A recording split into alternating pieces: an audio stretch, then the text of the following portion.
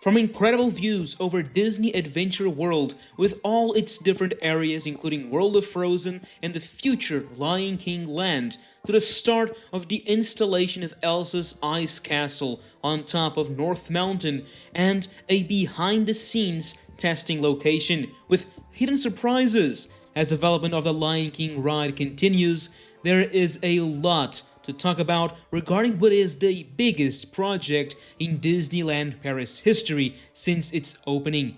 So with that said, join me as we explore, analyze, and speculate about what's coming and what's to come to the second gate in Disneyland Paris.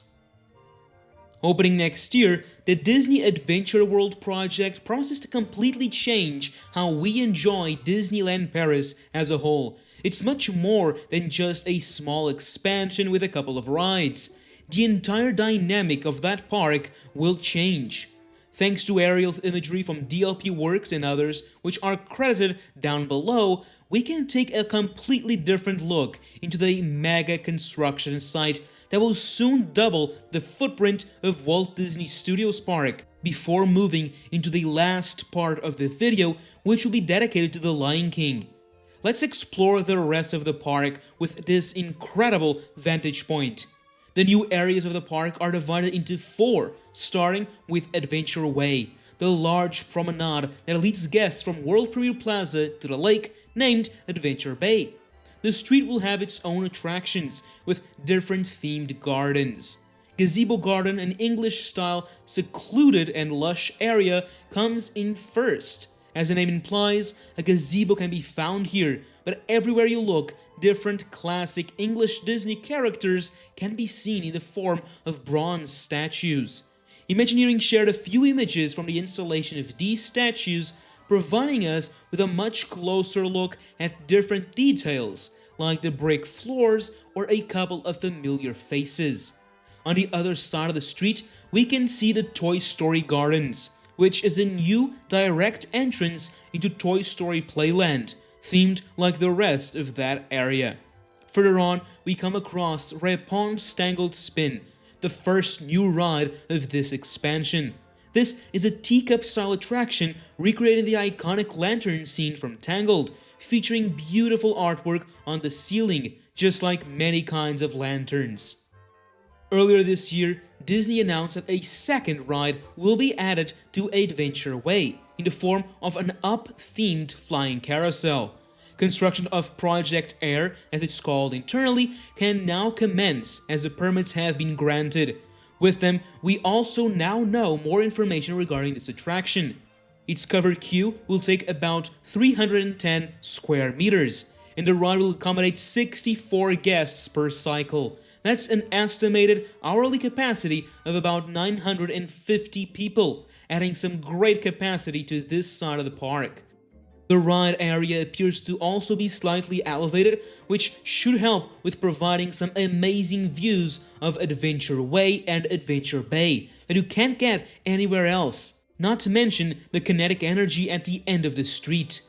In the aerials, we can see that the location that previously housed some storage for the construction going on all around it has been cleared, and I would say that work will begin soon as the crews wrap up other parts of the project elsewhere. Now, closer to the lake, we have 2 large buildings: the East Pavilion, whose official name is still not known, and the Regal View restaurant. The first will have a snack location, an outdoor seat-down area, and a toilet block. Most of the building will be used for backstage infrastructure, like the top level with the show control room for the lake shows. The larger restaurant will be a character dining location with a bar and provide some of the best views of Adventure Bay and its happenings, with the help of its large windows overlooking the water and Arendelle as the backdrop. There are other smaller buildings around the lake, like this very nicely themed toilet block by Cars Road Trip and the West Pavilion, whose name should be something like Terrasse Panoramique, and also serve some drinks and snacks with a small covered area on the side. Something that these aerial images give us that we can't see from anywhere else are the intricate pathways around the lake. Now, this is built to accommodate the largest possible number of guests during a show. Because of that, it has different levels. So you actually go down when moving towards the lake in order not to hide what's happening at water level for people behind you. There are two large themed canopies around the lake, one in front of the West Pavilion and the other to the left of Frozen. I love their design. Every building in Adventure Bay will have popcorn lights adorning them, so it'll truly look incredible at night.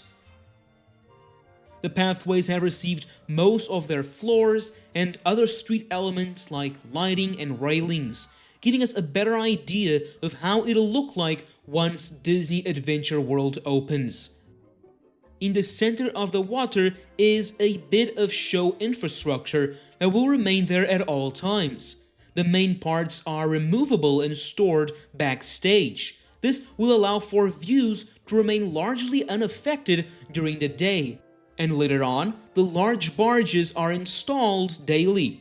For this, a large turning bridge was built, and if we follow the water backstage, we can see the show barges. These are truly very big, and have in them all kinds of show technology from projectors, fountains, lights, and even pyro effects.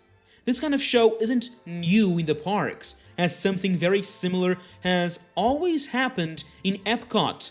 In fact, Disney Adventure World as a whole will have many similarities to that iconic park, from a layout perspective to the lake and its shows. Well, let's now see what's happening in Frozen. The Frozen fountain that welcomes guests into the land has now been put in place, just like many trees and the street lights. This joins all the buildings and the rest of the theming that's now complete. One of the last elements still to be added is Elsa's Ice Castle on top of North Mountain, something that started being installed just a couple of days ago, piece by piece. The 13-meter tall, 15-ton castle looks like this today. You can see that a good part is now in place, but some pieces are still to be added.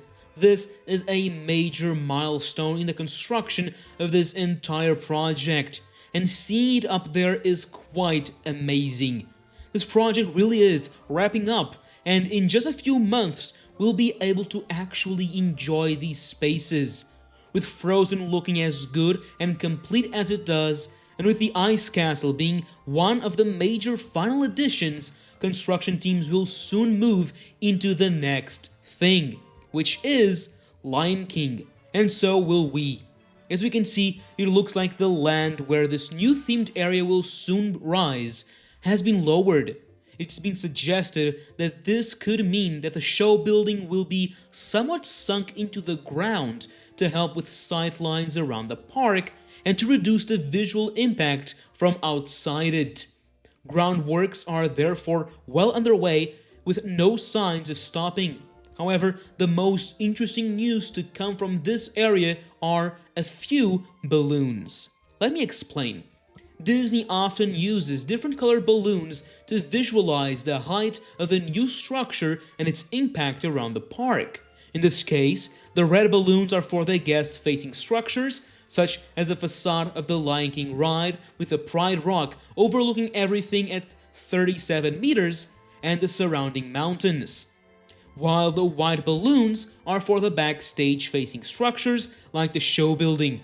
This gives Imagineers the on-site confirmation that the designs will fit right in with the surrounding lands, buildings, and theming. While earthworks happen, the construction permits have not yet been granted, so actual construction may not start. These are set to do this fall, but in the meantime, Imagineering is hard at work building a ride that no guest will ever get to ride, because it's no attraction at all, but something else. This last April, Michel Dendolk, the executive creative director at Walt Disney Imagineering Paris, said that in some months we'd probably be able to spot a testing location for what will be the first ever Lion King ride in the world. And that's exactly what we're looking at here. Now, there's a few things that I find interesting about this. First of all, the layout with all the little turns makes me wonder if they'll use this facility to test more than just the drop and consequent splash. Secondly, the drop appears to have some sort of track that then drops the boats into the water once they've slowed down, and in last place, just the need to build and test the right system that is more than tested. If we think about it, could this facility confirm that the ride will be more than just a normal flume like many have thought it is? For example, the Frozen Ever After ride is a normal flume ride, and no testing was needed beforehand. What if it's something more, something new? The testing location can also be seen from within the park, from Cars Road Trip. It's still under construction, and I'm sure we'll learn more once it's complete, but so far the question, why is this necessary, should be the important thing to take away from this. If you would ask me what the next step in boat ride technology is, I would have to mention Shanghai Disneyland's Pirates of the Caribbean. Over there, the boats are on rails and can turn to face different directions throughout the ride. In this testing location, that does not appear to be the case, as the rails are only for the drop and then the boats appear to move to a more classic water-pushed flume. Of course, this can change as construction here continues. Could this be a different iteration of that system, or something brand new? I guess we'll have to wait and see. Now, what do you think about the state of the project? And what's your opinion on the testing facility? Let me know down below. There's a lot happening all around, and with Destination D23 just around the corner, there's even more coming soon. So make sure to subscribe as not to miss anything. And now, as always, thank you for watching, and that's a wrap.